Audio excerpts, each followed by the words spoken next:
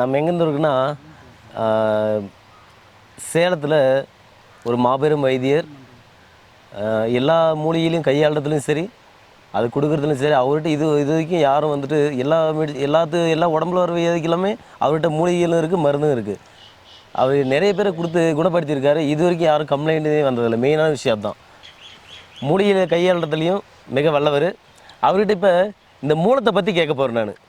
ஏன்னா மூலன்னு சாதாரண விஷயம்ன்றது எல்லாருமே ஒரு சிலருக்கெல்லாம் பார்த்தீங்கன்னா நாம சாதாரண விஷயம் நினைக்கிறோம். ஆனால் அது வர்றவங்க அவ்வளோ கஷ்டப்படுறாங்க. ஐயா வணக்கங்க, நல்லா இருக்கீங்களா? சூப்பராக. ஐயா இப்போ இந்த மூலன்னு வந்துட்டாவே பார்த்தீங்கன்னா ரத்தமாக போகிறது ஒரு சிலருக்கு. அந்த மோஷன் போகும்போது அவ்வளோ கஷ்டப்படுறாங்க. கஷ்டப்படுறது மட்டும் இல்லாமல் அந்த உள் மூலம் வெளி மூலம் இந்த பௌத்திரம் சொல்கிறேன் இல்லையா, அது மாதிரி நிறைய இருக்கு. இதெல்லாம் இருக்குது. இதுக்கு உங்கள்கிட்ட சரியான தீர்வு என்னென்னு இருக்குங்க? நிச்சயமாக இருக்குது. அதாவது நான் நிறைய முறை ஏற்கனவே சொல்லியிருக்கிறேன், ஒரு நோய்க்கு தீர்வு இல்லை அப்படிங்கிறது கிடையாது. ஒரு சில வியாதிகள் விதிவிலக்கு. அது எது அப்படின்னு பார்த்தீங்கன்னா கர்ம வியாதியால் பாதிக்கப்பட்டு வர்றது, அது விதிவிலக்கு. அதை நாம் ஒன்றும் பண்ண முடியாது. மற்றபடி உடல் ரீதியாக வரக்கூடிய கோளாறுகளுக்கு நிச்சயமாக நல்ல தீர்வு இருக்குது. அதற்கு நிறைய மருத்துவ முறைகளும் இருக்குது, மூலிகைகளும் இருக்குது. இப்போ நம்மக்கிட்ட பார்த்தீங்க அப்படின்னா இப்போ எல்லாமே நாம் அடையாளம் காட்டியிருக்கோம். இப்போ ஜாதிக்காய் 15 கிராம், சின்ன வெங்காய சாறு அரைப்படி, விளக்கெண்ணெய் 1 படி, அதிமதுரம் 15 கிராம், வெந்தயம் 35 கிராம், கற்றாழை சாறு 1 படி. இப்போ இது நாம் காட்டியிருக்கிறது பார்த்தீங்க அப்படின்னா நவமூலம், பௌத்திரம், வெள்ளைப்படுதல், வெட்டைச்சூடு எல்லாத்துக்கும் உண்டான ஒரு மூலிகை. இந்த மூலிகை தான் இப்போ நாம் அந்த நவமூலத்துக்கும் இரத்த மூலம், உள் மூலம், வெளி மூலம், சீல் மூலம், பௌத்திரம், இது மாதிரி அனைத்து வகையான பிரச்சனைகளுக்கும் ஒரு சரியான தீர்வு தரக்கூடியது தான் இப்போ இந்த நெய். இது எப்படி கையாளுறது, எப்படி செய்வீங்க இது? இப்போ இது பார்த்தீங்கன்னா தனித்தனியாக எல்லாமே வஸ்திரகாயம் பண்ணிக்கணும். இப்போ வெங்காயத்தை இடித்து சாறு எடுத்துக்கணும், அதிமதுரத்தை இடித்து பவுடர் பண்ணிக்கணும், வெந்தயத்தை பவுடர் பண்ணிக்கணும், கற்றாழையை பார்த்தீங்க அப்படின்னா பாவனம் பண்ணி அதை சாறு எடுத்துக்கணும், கடுக்காயில் பாவனம் பண்ணி அதில் சாறு எடுத்துக்கணும். அதே மாதிரி தான் ஜாதிக்காயம்.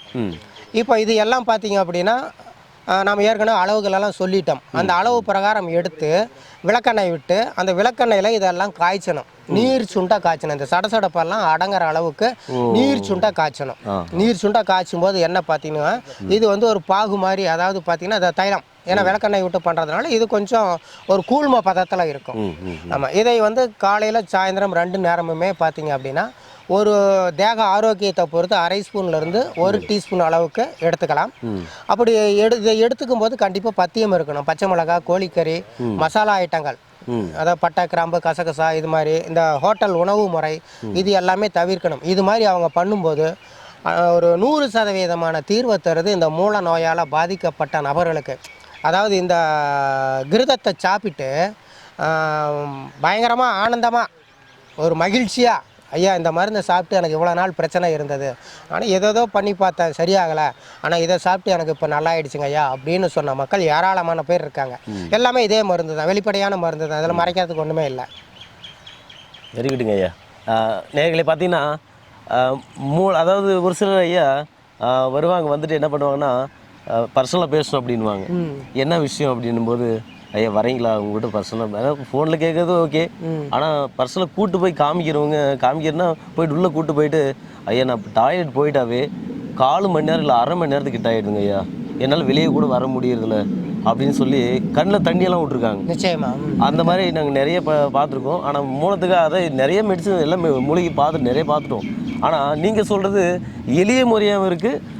அதாவது சோத்துக்கத்தால எல்லா விஷயத்தையும் எல்லா மருந்துக்குமே நம்ம மிக்ஸ் பண்ணால் ஒன்றும் ரொம்ப நல்லது தான். அதை கொண்டு போய் இதில் வைக்கிறீங்க பார்த்தீங்களா? உண்மை. அதாவது பார்த்தீங்க அப்படின்னா வெள்ளைப்படுதல், பெண்களுக்கு வெள்ளைப்படுதல் இருக்கிறவங்க பார்த்தீங்க அப்படின்னா சாதாரணமாக எடுத்துக்கலாம். மலச்சிக்கலுக்கு இது வேலை செய்யுது. மலச்சிக்கல் இருக்கிறவங்க பார்த்தீங்கன்னா சுடுதண்ணீரை சாப்பிடணும். ஒரு 1/2 டீஸ்பூனோ 3/4 டீஸ்பூனோ அவங்களோட வயது, தேக ஆரோக்கியத்தை வச்சு சுடுதண்ணீரை சாப்பிட்டாங்கன்னா மலச்சிக்கலுக்கும் தீர்வை தருது. ஆக மொத்தம் இது மலக்குடல் சார்ந்த அனைத்து பிரச்சனைகளுக்கும் சரியான தீர்வு இப்போ நாம் காட்டியிருக்கிற இந்த கிருதம். நேர்களே, இதை விட உங்களுக்கு என்ன வேணும்? அதாவது அந்த நோய் வந்தால் கூட கவலைப்படவே தேவையில்லை. இதுக்கப்புறம் எனக்கு உள்மூலம் வந்துருச்சு, வெளிமூலம் வந்துருச்சு, பௌத்தம் வந்துருச்சு, எனக்கு இந்த இந்த பிரச்சனை இருக்குது அப்படின்னு சொல்லாதீங்க, நினைக்காதீங்க இதுக்கப்புறம். சரிங்களா? உங்களுக்கு ஏற்ற மூலிகை எல்லாமே உங்கள் கண்ணு முன்னில் வச்சு காமிச்சிருக்காரு. அது எப்படி செய்யணும்னு காமிச்சிருக்காரு. அது கூட எப்படி எப்படி என்னென்ன கலக்கணும், எப்படி மிக்ஸ் பண்ணணும், இதனுடைய அளவுகள் எவ்வளோ, எப்படி காய வச்சணும், காய வச்சு நம்ம எடுக்கணும், எல்லா தகவலும் தெளிவாக சொல்லியிருக்காரு ஐயா. அதனால் இதுக்கப்புறம் வந்துட்டு நீங்கள் உங்களுக்கு இந்த நோய் வந்துருச்சுன்னு சொல்லிட்டு அந்த இதுக்குள்ளே போகாதீங்க. நீங்கள் 100% குணாகி வெளியே வர்ற வரைக்கும் கண்டிப்பாக அவருடைய மெடிசன் உங்களுக்கு வேலை செய்யும். இது நீங்கள் வீட்டில் செஞ்சு பயன்படுத்தலாம்.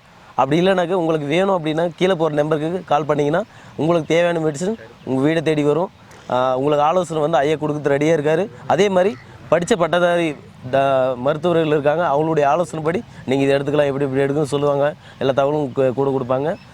மீண்டும் இன்னொரு பதிவில் சந்திக்கிறேன். வணக்கம். நன்றி, வணக்கம்.